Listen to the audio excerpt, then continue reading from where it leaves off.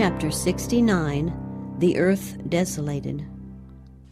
My attention was again directed to the earth. The wicked had been destroyed, and their dead bodies were lying upon its surface.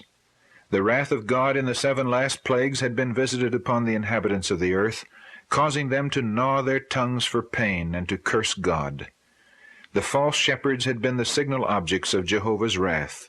Their eyes had consumed away in their holes, and their tongues in their mouths, while they stood upon their feet. After the saints had been delivered by the voice of God, the wicked multitude turned their rage upon one another. The earth seemed to be deluged with blood, and dead bodies were from one end of it to the other. The earth looked like a desolate wilderness. Cities and villages, shaken down by the earthquake, lay in heaps. Mountains had been moved out of their places, leaving large caverns. Ragged rocks, thrown out by the sea or torn out of the earth itself, were scattered all over its surface. Large trees had been uprooted and were strewn over the land. Here is to be the home of Satan with his evil angels for 1,000 years.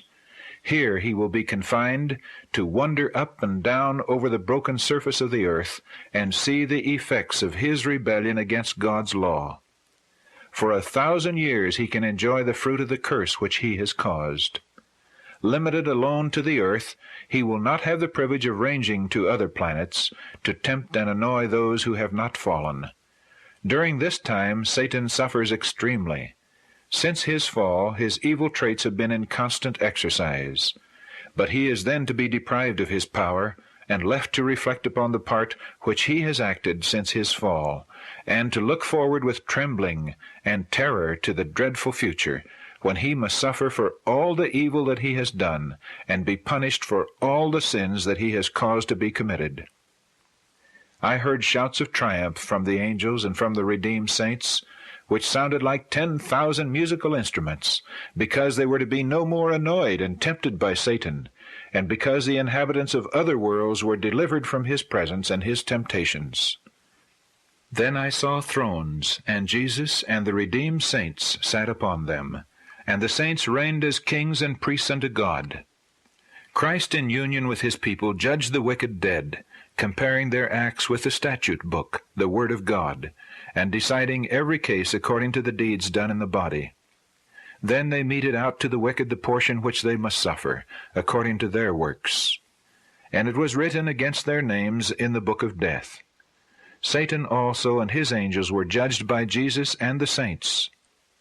Satan's punishment was to be far greater than that of those whom he had deceived. His suffering would so far exceed theirs as to bear no comparison with it. After all those whom he had deceived had perished, Satan was still to live and suffer on much longer.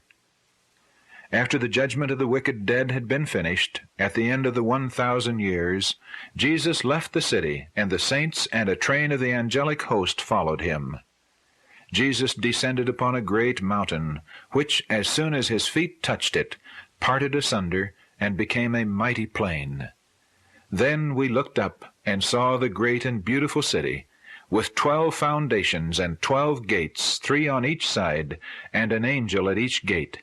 We cried out, "The city, the great city, it is coming down from God out of heaven." And it came down in all its splendor and dazzling glory, and settled in the mighty plain which Jesus had prepared for it.